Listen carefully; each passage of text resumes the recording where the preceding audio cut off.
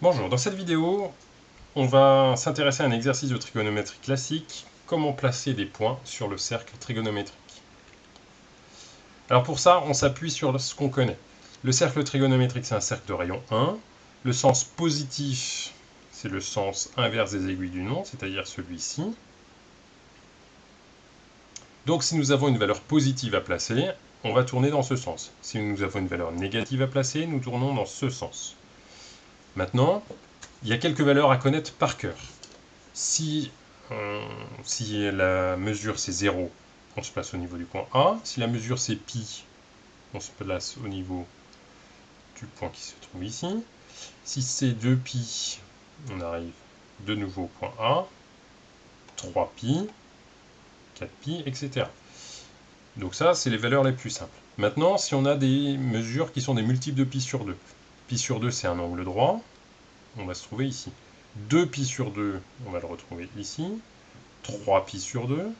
4pi sur 2, etc. Donc en fait, on va compter comme cela, un par un. Si c'est négatif, ben on fait la même chose, mais dans l'autre sens. Par exemple, si on doit placer moins 3pi sur 2, ben on démarre d'ici, 0, moins 1pi sur 2, moins 2pi sur 2, moins 3pi sur 2. Donc notre point sera placé ici. Alors ça, c'est les valeurs simples. Maintenant, si on a des valeurs un petit peu plus compliquées, des multiples de pi sur 3, ou de pi sur 6, ou de pi sur 4, eh bien là, en fait, on doit faire appel au tableau que vous avez à connaître par cœur, avec différentes valeurs qui sont écrites ici. Alors ça, normalement, ça a été l'objet de démonstrations que vous avez dû voir avec votre enseignant. Si ce n'est pas le cas, reportez-vous à une vidéo qui va suivre celle-ci.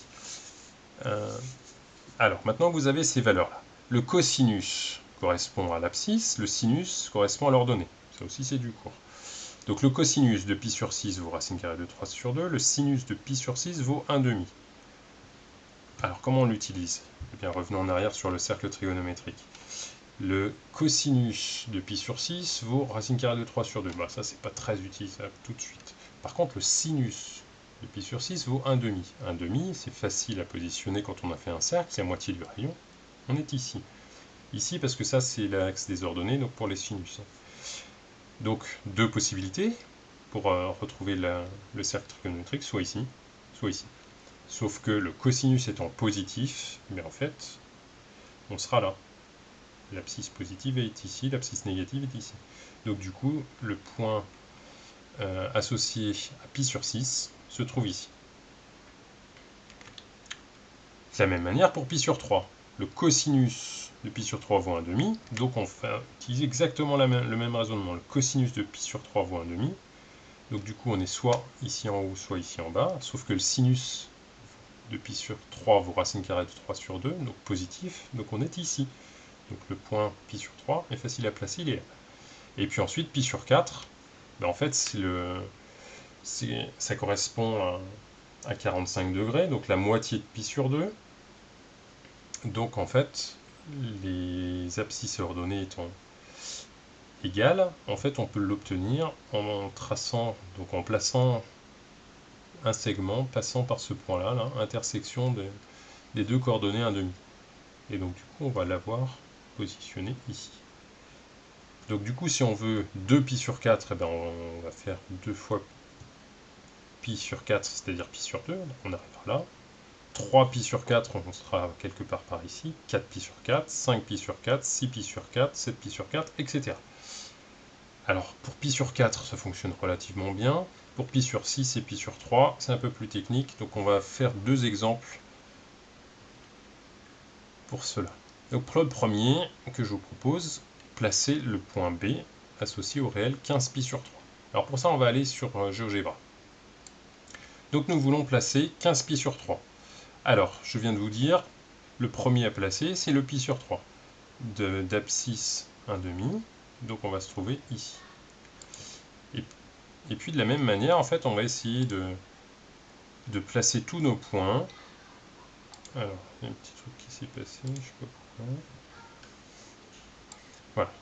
Donc, pi sur 3 étant placé, maintenant, on voudrait bien placer 2 pi sur 3. Donc là, on va s'intéresser aux symétries.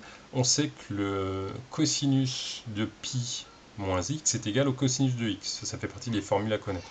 Donc le cosinus de pi moins pi sur 3, le cosinus de 2pi sur 3, est égal à l'opposé du cosinus de pi sur 3. Donc l'opposé de 0,5 c'est moins 0,5. Donc le cosinus de 2pi sur 3 vaut moins 0,5. Et son sinus, le sinus de pi moins pi sur 3 est égal au sinus de pi sur 3. Donc en fait on est à la même ordonnée. Donc en fait le point il va se trouver ici. Parfait, donc il est là. Ensuite 3pi sur 3, bah, ça a la même valeur que pi. Ensuite 4pi sur 3, on le retrouvera ici. Et puis 5pi sur 3, on le retrouvera ici. 6pi sur 3, etc. Donc maintenant, on compte. Alors, on veut 15pi sur 3. Donc on tourne dans le sens positif. Donc 0pi sur 3, 1pi sur 3, 2, 3, 4, 5, 6, 7, 8, 9, 10, 11, 12, 13, 14, 15. Donc ça veut dire que notre point, il se positionne ici. Donc c'est le point B. Et on affiche son nom. Parfait. Donc le point B, associé à 15pi sur 3, se trouve ici. Donc en fait, il est au même endroit qu'un point associé à la mesure pi. Regardons le deuxième exemple. Alors maintenant que nous avons fait le point B, nous devons placer le point C associé au réel, moins 20pi sur 6. Alors cette fois, on retourne sur GeoGebra et on va placer avec pi sur 6. Alors, pi sur 6. On sait que son sinus vaut 1,5, son cosinus racine carrée de 3 sur 2. Donc du coup, il est là, pi sur 6. 2pi sur 6, c'est la même chose que pi sur 3. 3pi sur 6 va être ici. 4pi sur 6. 5pi sur 6. 6pi sur 6, c'est égal à pi, tout va bien. 7pi sur 6, là. 8pi sur 6.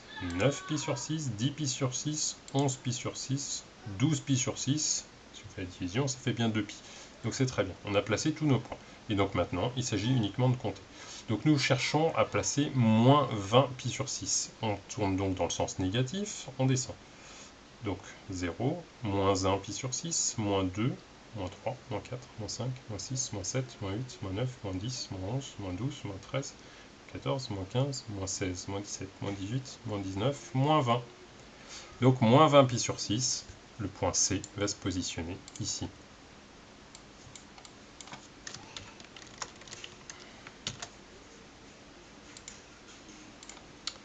Voici, donc, on va avoir la valeur comme ceci. Alors là, vous voyez en fait que GeoGebra propose une valeur en radian qui n'est pas moins 20 pi sur 6, mais qui est une valeur positive, puisque lui, en fait, il fait les mesures uniquement entre 0 et 2 pi. C'est pas très grave. C'est simplement en fait qu'il peut y avoir plusieurs points placés au même endroit, avec des mesures différentes. C'est parce qu'en fait, quand on fait un tour complet, bien évidemment, on revient au même endroit. Donc du coup, on peut avoir les mêmes valeurs de cosinus et de sinus. Donc du coup, les mêmes coordonnées pour le point. Parfait, donc nous avons positionné notre point C. Alors, vous pouvez faire cet exercice-là pour vous entraîner. Donc vous allez avoir le même raisonnement à faire, sauf que là, il faut démarrer par pi sur 4. Donc positionner pi sur 4, 2 pi sur 4, 3 pi sur 4, 4 pi sur 4, etc. Jusqu'à ce que vous ayez fait le tour complet du cercle. Et ensuite, vous tournez dans le sens inverse du sens trigonométrique et vous allez jusqu'à moins 19. Ça vous positionnera votre point D. Et c'est la fin de cette vidéo.